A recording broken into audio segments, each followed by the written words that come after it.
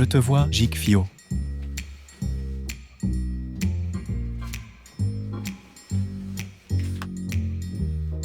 Oulala, arrête de me toucher les fesses. Lâche-moi, au secours. Lâche-moi, au secours. Qu'est-ce que tu fais, le nain? Bah, Non mais c'est pas pour les enfants ça. Non, Tu vas pas y arriver. Le mec t'es trop petit. Quoi? Tu vas un petit strapontin. Je te le prête hein. Il est beau. Il est beau. Il est beau. Il est beau. T'as fait une tentative de vol, avoue-le. Pas du tout. T'es venu dans mon studio, je vais me le taper le PC. Pas du tout. Hein? Qu'est-ce que t'essayais de faire là? Bah j'allais l'overclocker. Ouais. Et salut les potes, c'est le Jigfio. J'espère que vous allez bien. Aujourd'hui on se retrouve pour une vidéo. Chez Pax. Hein? Il paraît. Ah bon? Il paraît. Mais bah zut alors. On se retrouve pour une vidéo. J'overclock le PC. Quoi? Le PC gamer de qui? Le PC gamer d'un abonné, comment ça? Bah, il est pas encore abonné le mec. Ah, On l'a pas désigné encore comment on fait. Bah imagine s'il est abonné à toi et pas à moi, on fait quoi? Bah... Ah moi je désactive tout. On se retrouve pour une vidéo, l'overclocking des abonnés. Alors vous savez que c'était un concept que j'avais lancé sur la chaîne. Et je passais chez Pax et il me dit, Jigfio, regarde-moi ce PC incroyable. Faux. Il passait chez moi et voilà. il a dit, putain tu crois que ça rentre dans l'avion? Non. Et du coup, en collaboration commerciale avec Asus et AMD, ils m'ont proposé... Et Pax. On a décidé de faire l'overclocking de ce PC.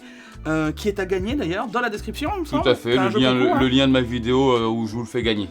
Voilà, il reste combien de temps? Faut se dépêcher, il doit rester moins d'une semaine. Ok. Ouais. Et dedans, à l'intérieur, les gars, vous avez quasiment la plus grosse config possible. Enfin, c'est la plus grosse config AMD. Pour jouer, pour le gaming. Voilà, il y aurait pu avoir un 7950X3D, mais là, on est déjà sur un 7800X3D, c'est large. Le plus gros processeur gaming. C'est large. C'est lui qui en voit le plus en gaming. Et derrière, une 7900 XTX. Et vous allez voir, on va y revenir, mais il est possible qu'on ait gagné quelques pourcents et qu'on s'approche fortement d'une carte graphique très peu connue, avec 24 Go, d'une marque au caméléon, verte, etc. Juste la plus grosse concurrente qui est là, qui est un peu au-dessus, quoi. C'est ça. La 4090, quoi. Voilà. Et vous allez voir, on a fait quelque chose de bien sur ce PC, et je suis content du résultat. Puis bon, là, il y a tout qui va bien, le refroidissement, tout, etc., etc. Ah bah là, il peut, hein.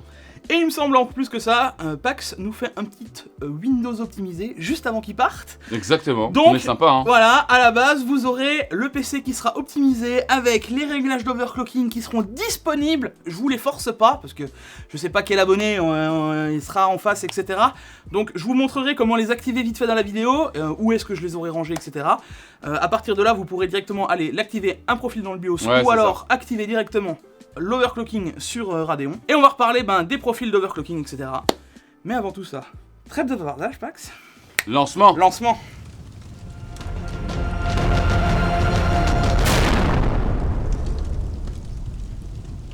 Bon oh, ça m'a fait peur.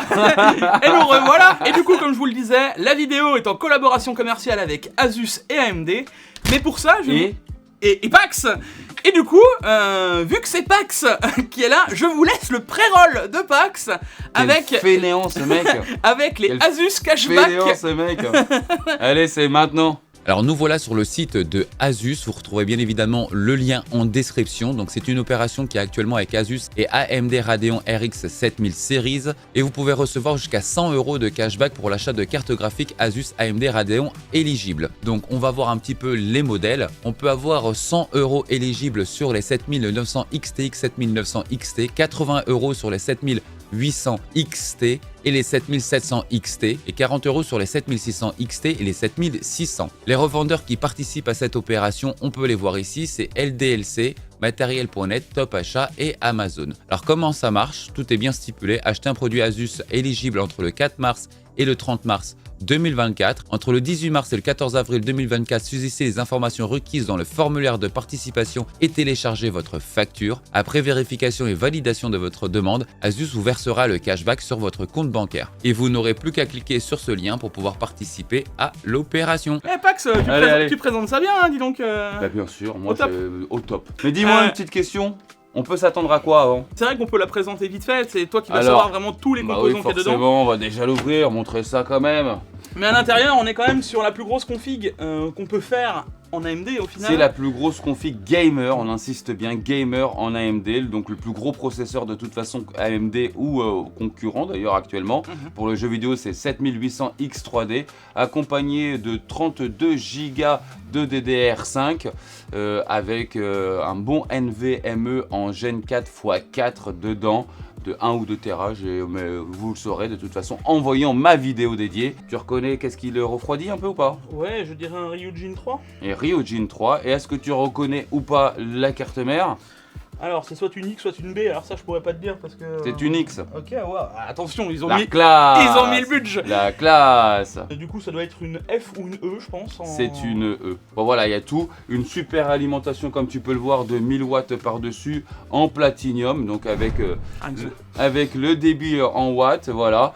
Une petite trappe pour les conneries de Jig avec le petit tournevis, hop hop, et voilà, la classe. Et le ROG Hyperion. Donc en gros, en soi, effectivement, c'est le plus gros PC qu'on peut faire à l'heure actuelle en gaming. Bon, il est là, voilà, clairement, c'est une pépite. Hein, j'ai même envie de te dire, c'est quasiment la plus grosse config que tu puisses faire en AMD, mais aussi finalement quasiment la plus grosse config Asus. Enfin, t'aurais pu mettre une plus grosse carte mère, mais là, t'es sur un boîtier qui est quand même démesuré, un AIO qui est démesuré pour le CPU. On peut toujours faire plus, mais après, au bout d'un moment, en termes de performance, tu les aurais pas. On en rappelle quand même que là, on est sur un AIO qui vaut 400 balles. Dites-vous juste une chose, hein. Si vous prenez prix du CPU, prix du boîtier et prix de la CM, je pense que t'es plus cher quasiment que toute la carte graphique et que le CPU.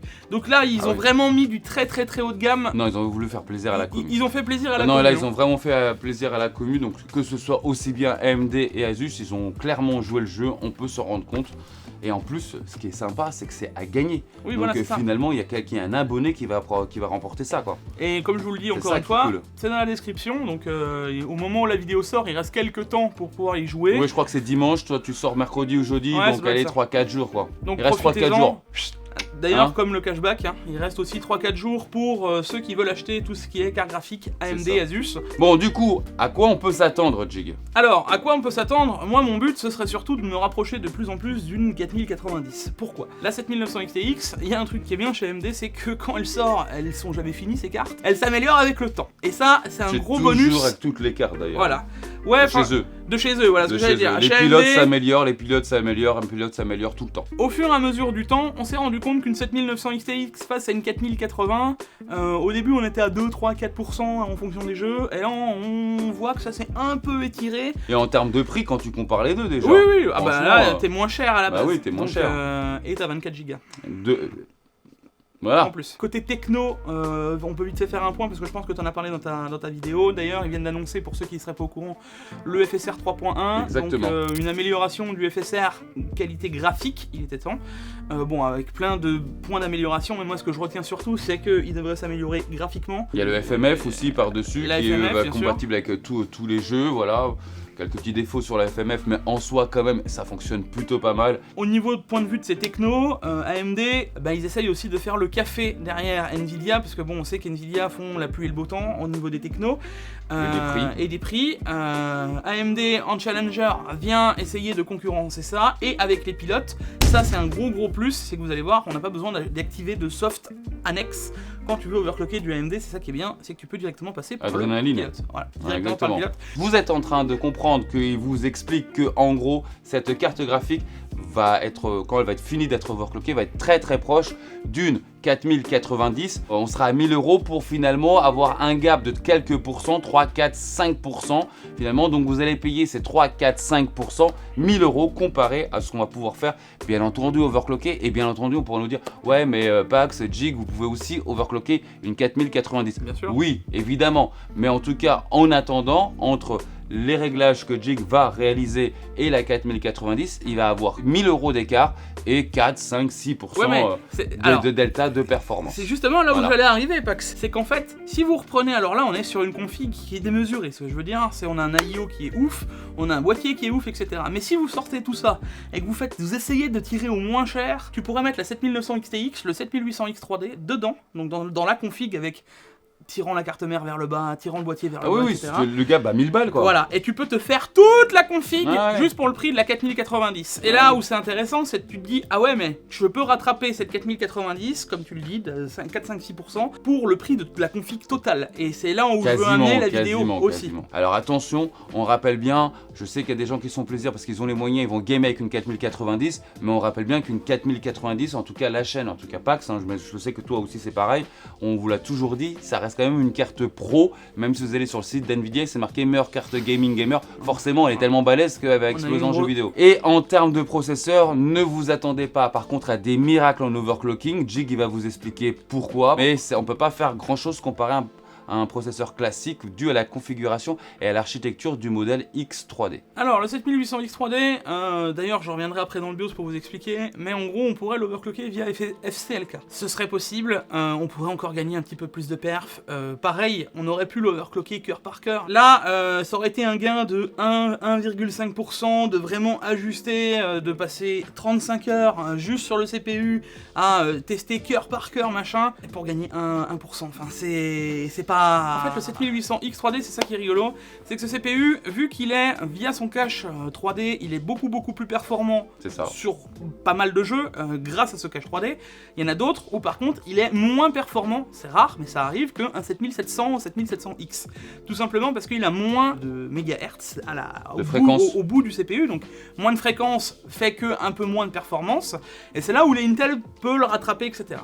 Le truc, c'est que via le Curve Optimizer et via l'overclocking, les 4-5% qu'il a en moins du 7700X, on va pouvoir aller le rattraper dans cette situation. Donc au final, le 7800X 3D va devenir aussi performant qu'un 7700X dans cette situation-là. Et les i9 ou les i7 le rattrapent finalement grâce à ces 3-4-5% qu'il a en moins, qu'on va venir rattraper avec l'overclocking, donc on est bon. On rappelle aussi que donc cet i9 n'est pas logiquement un processeur pour jouer. C'est un processeur pro, donc il est quand même assez balèze, c'est pour ça qu'il s'en sort bien aussi en jeu. Ce qui est aussi intéressant, c'est que ces 5%, vous allez les ressentir si vous faites de l'applicatif. Donc si vous faites malgré tout que vous voulez un PC polyvalent, on reste quand même sur un Ryzen 7. Alors, là où la différence se fait par rapport à du Intel, ça c'est clair, c'est que Intel, ils sont bien meilleurs dans le multitasking. Et ça veut dire que, d'ailleurs ça a bien changé, avant c'était AMD, maintenant c'est Intel, ça veut dire que si vous faites du multitâche du jeu, à l'inverse du montage, à l'inverse du rendu 3D, à l'inverse, enfin plein de choses, Intel va être beaucoup plus polyvalent. Par contre en gaming, AMD est revenu sur la palme. Et maintenant, c'est ça où c'est rigolo, c'est que là, avec le petit overclocking, même si c'est pas beaucoup, on vient encore un peu plus concurrencer aussi les Intel quoi. Et plus donc le combo overclocking plus le combo donc du CPU plus celui du GPU, les deux feront que ça va très bien fonctionner. Plus du coup l'optimisation qui va avoir lieu donc de Windows, parce qu'il faut savoir aussi que plus le Windows est optimisé, forcément vous allez aussi avoir plus de performance. Donc en gros le PC qui part de l'atelier là, il vaut de l'or. Normalement, on devrait être pas mal. Il va être pas mal. Ça va être un heureux gagnant, je pense. C'est compliqué de faire mieux. On a essayé de faire le mieux possible, d'avoir la plus grosse config AMD avec tout ce qu'on pouvait faire dedans, quoi. C'est ça. Écoute, Bon, on commence par quoi ? Je te propose qu'on mette l'écran ici, et ensuite je vous reprends vite fait pour vous expliquer ce qu'on a fait. Ça va vous permettre de remettre un peu ce qu'on avait fait à l'époque avec l'overclocking PC Gamer des abonnés, puisque c'est un peu comme ça que ça fonctionnait tout le temps. Et vu que c'est pas mon setup, etc., c'est pas... voilà, j'ai... T'as payé la location là ou pas ? Non. N'oublie pas avant de partir. C'est toi qui sponsorise la vidéo, je croyais. Et AMD, ils m'ont proposé Asus et AMD, mais pour ça, et Pax. C'est vrai. Je te l'offre. Ah, c'est bon alors. Tout ça, vous allez pouvoir voir que j'ai pas pu faire les mêmes slides que d'habitude, etc. Vous allez quand même avoir un ressenti FPS vs FPS. Oui, et ça va vous donner une idée de l'avant-après. Et puis moi, je vous reprends directement sur un écran où on va expliquer vite fait les paramètres. Bon, c'est parti. Bah écoute... Lancer de coude. Hop là. Allez, let's go.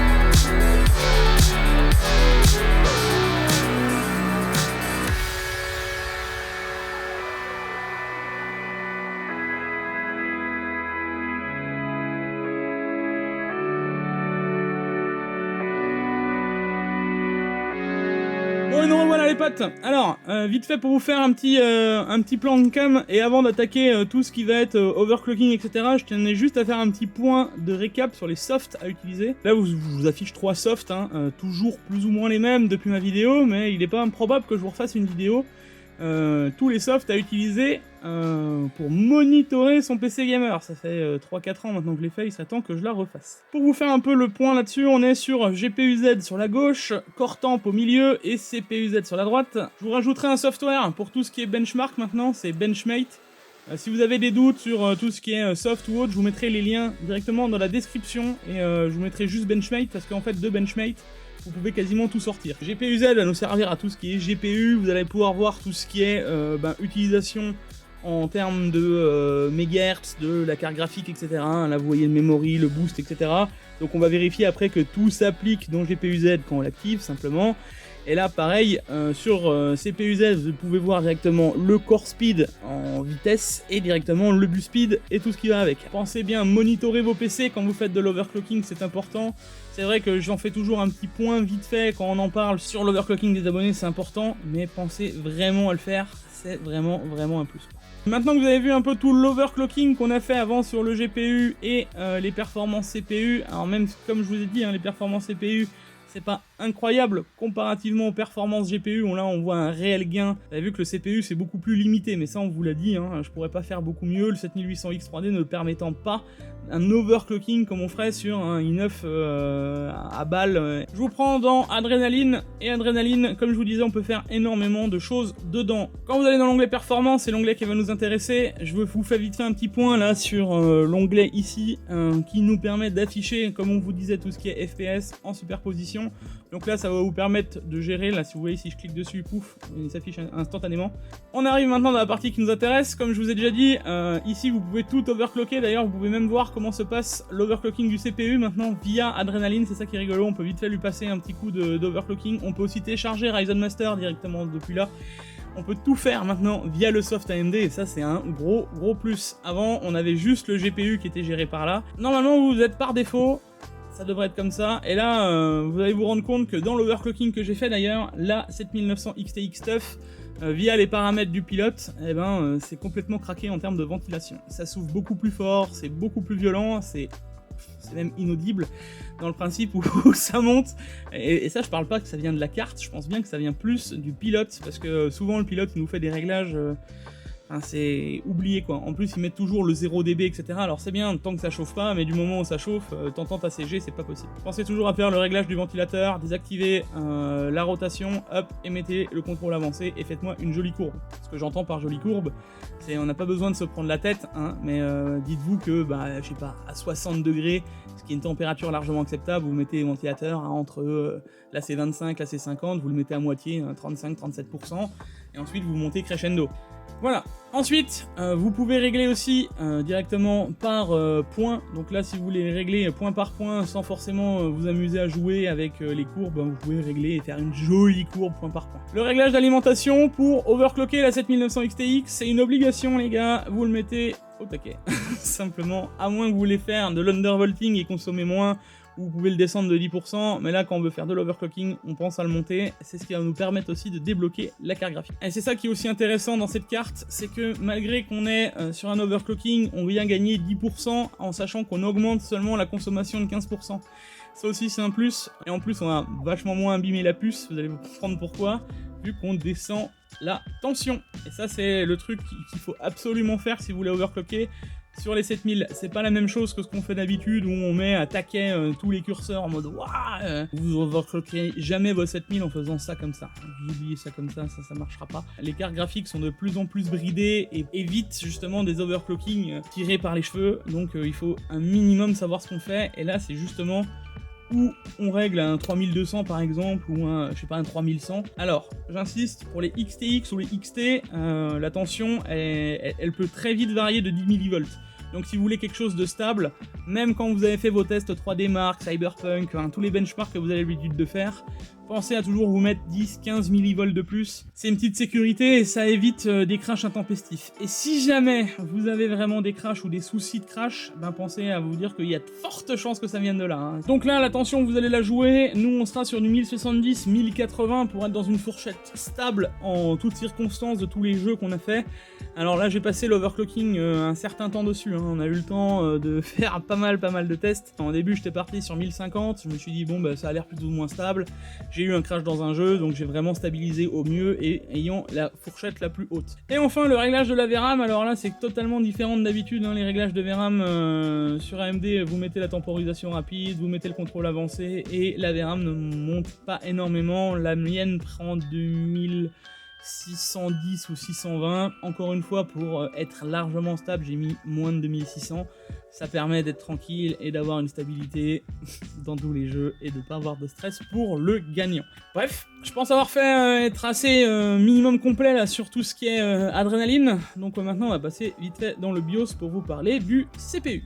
Bon, alors là, les gars, vous avez directement toute possibilité de pouvoir faire un peu ce que vous voulez. Alors, bien entendu, il y en a qui vont prendre peur parce que oui, modifier des choses dans le BIOS, attention, danger.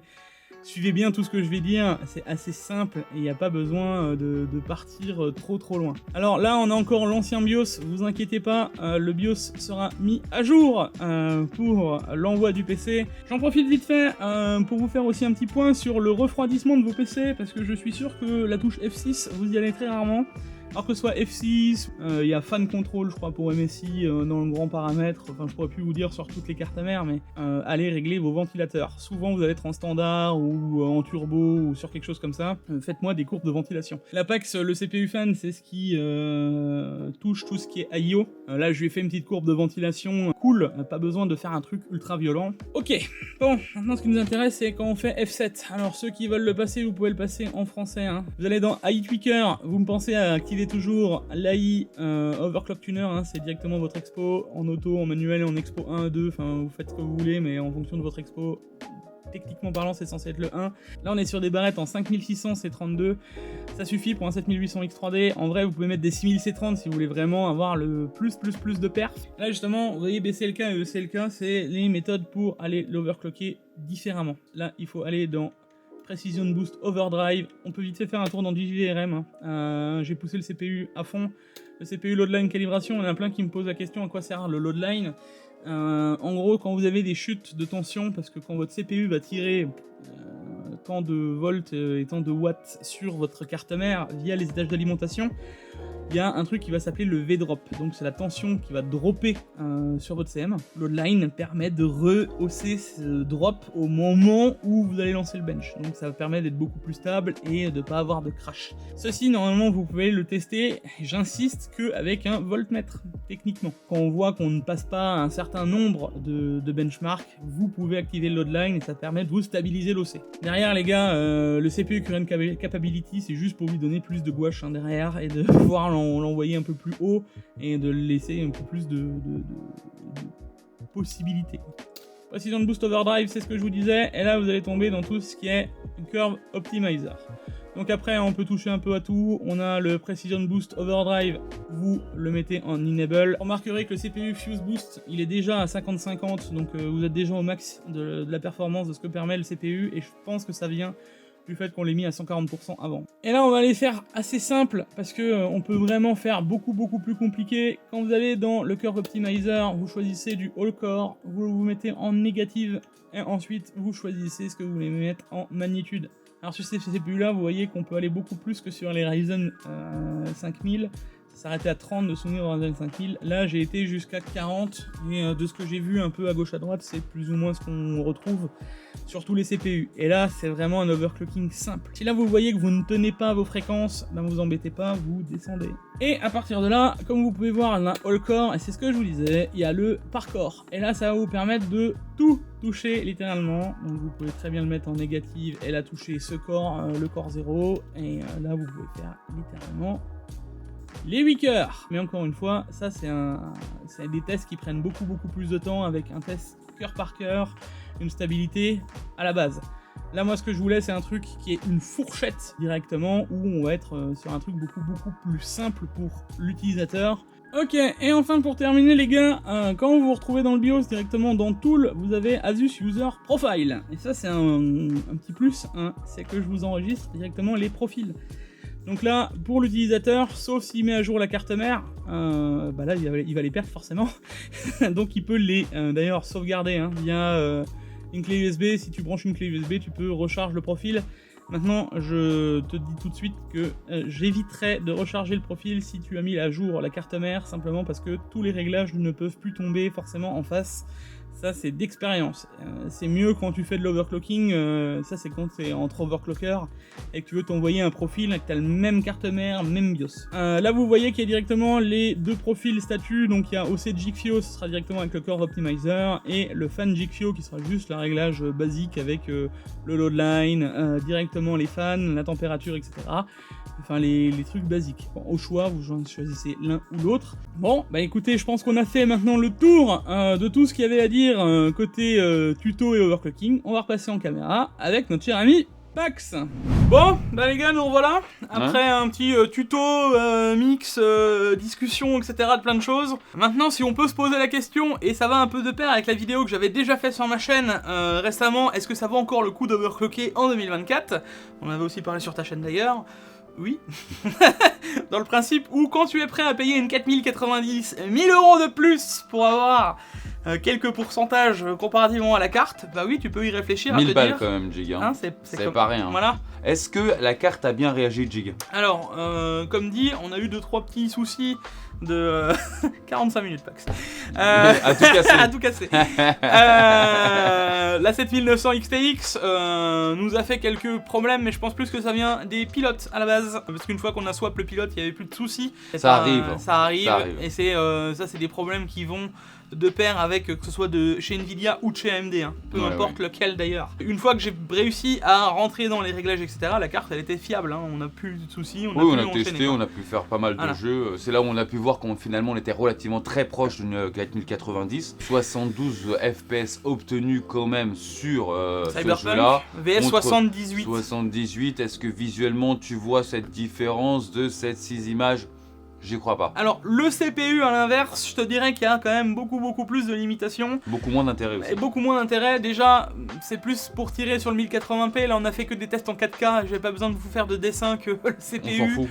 Vous prenez un i3, il aurait fait quasiment le même travail. Ou un 7600 de chez AMD, ça aurait fait le taf. C'est que derrière, on sait pas chez qui il va aller ce PC. Ça se trouve, on va avoir un joueur compétiteur qui va vouloir faire du 540 Hz en 1080p. Ou du Minecraft en oui, 1080p. On ne sait pas encore. On ne sait pas chez qui il ira.